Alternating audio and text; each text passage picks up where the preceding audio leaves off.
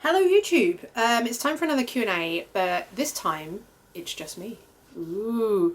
Now I do have to apologise first of all because Jenny asked me this question like back in April and it's taken me forever to answer this, so I do apologise it's taken so long, but the reason behind it is I've really been stumped how to answer this properly for you, if that makes any sense. So let me start.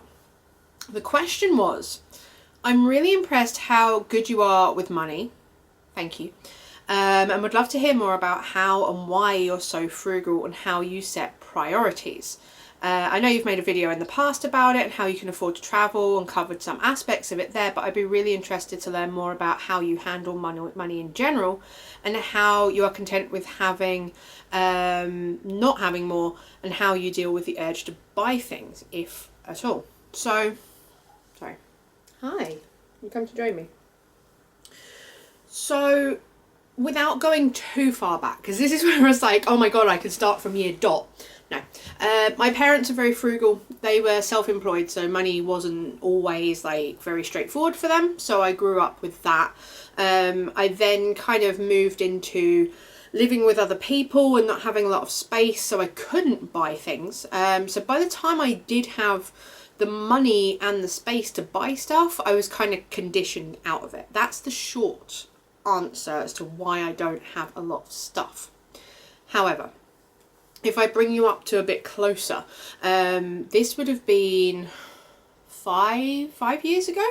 I was working at a call centre and they had this ridiculous time bank system where you would be paid 37.5 hours month in, month out. But if you worked over it, you didn't get paid for it, it'd get put in a time bank and then you could claim it back later, except you couldn't. And it was just, it was a stupid system. And there was this one December, Christmas, where they were trying to get people to work overtime and offering like ridiculous amounts of money to work overtime. But they had me just scheduled in under this stupid time bank system to work 6 days a week, 45 hours. And me and Leo saw each other one day that month, and that was Christmas Day. And that was purely by chance because Leo, being a nurse, and as we've said in previous videos, could have been working Christmas Day. So we could have gone the entire month of December and just not seen each other. So that was a real, like, money-wise turning point for me because he is infinitely more important to me than earning boatloads of money. Like, I've had a successful job where I earned like 22 grand a year, I think it was. That's like the most I've ever earned in my life. And it didn't make me happy. But being with Leo makes me happy. So what I did was after that December, was just like, no, I can't do this anymore. You know, after a long day, I'm finishing at 9 o'clock. I'm ordering a takeaway because I can't be bothered to cook. I'm eating crap. I'm feeling like crap. And I'm spending all this like pointless money because I just want to get home and away from this place. You know, like getting a taxi because it's 20 minutes till the next bus. Like stupid stuff like that I'm just throwing money away. So I cut down to 4 days a week. Then I cut down to 3 days a week. And that seems to be like the perfect balance for me because Leo works 3 days a week. I work 3 days a week. And we end up with a lot of time off together. Even if we're working opposite shifts, we still end up seeing a lot more of each other than we did when I was doing this stupid time bank system. So that's what happened. And I realised that while I'd gone from being paid for like a full-time job, I was working significantly less because I wasn't doing 40 odd hours.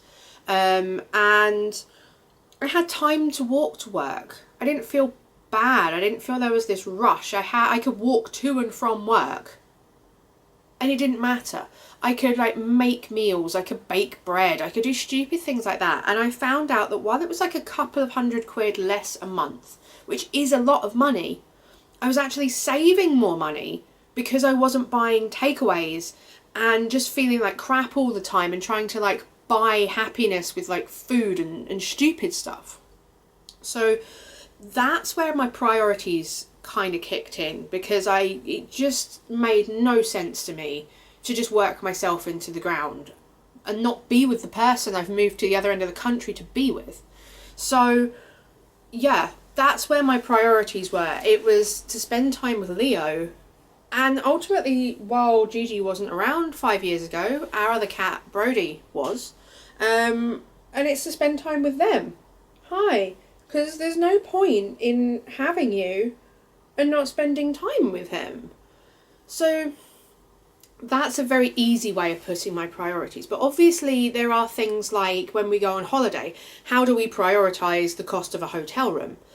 That's very easy. We just tend to go for things that are cheapest. We're in the middle of organising kind of a holiday at the moment, which we'll get into in another video. But priorities to us are, you know, looking at what's standard for that country and just getting something, you know, where we can sleep. There's little priorities like that.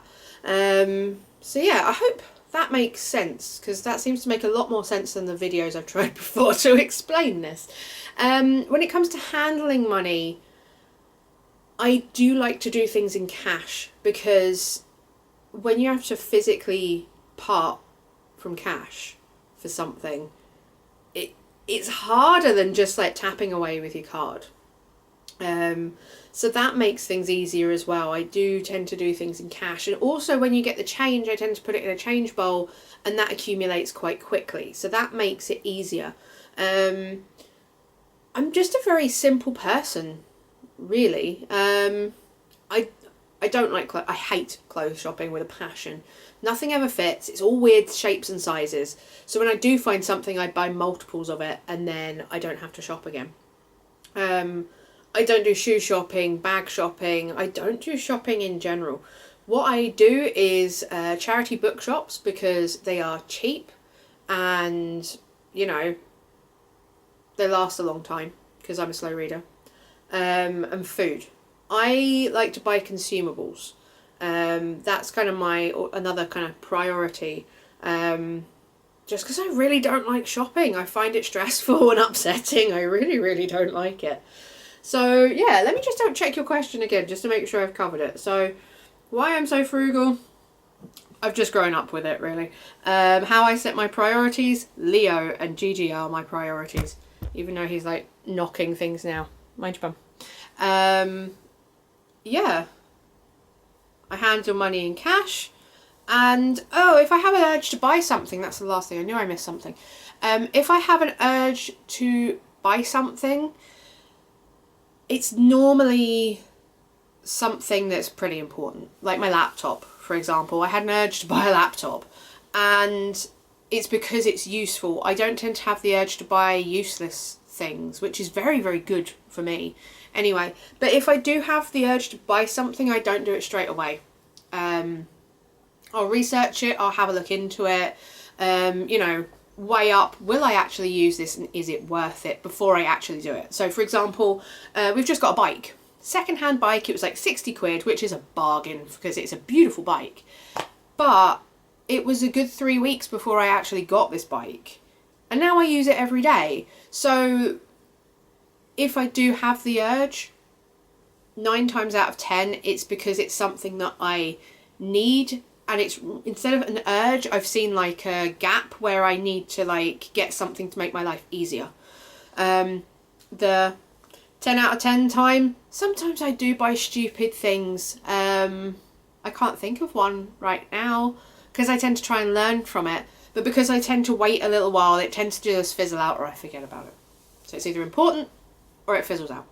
So yeah, I hope that answers your question, because this has taken like so much like brain racking to actually get a proper answer. So I hope it makes sense. And again, sorry so much for taking so long to answer this. But thank you for watching. If you do have any questions, by all means pop it in the comments and ask us. We've got some other questions that we need to answer as well. If you haven't subscribed, please consider it so that we can get these monetized videos going, and get some YouTube monies, and then we can have a bit of a budget for YouTube. But if you want to support us in the meantime, head on over to Patreon and you can support us there, and you will get other videos and PDF recipes and things. And if you've already subscribed and you're already on Patreon, you're amazing, and thank you so much. So thank you everyone, and I'll see you again soon.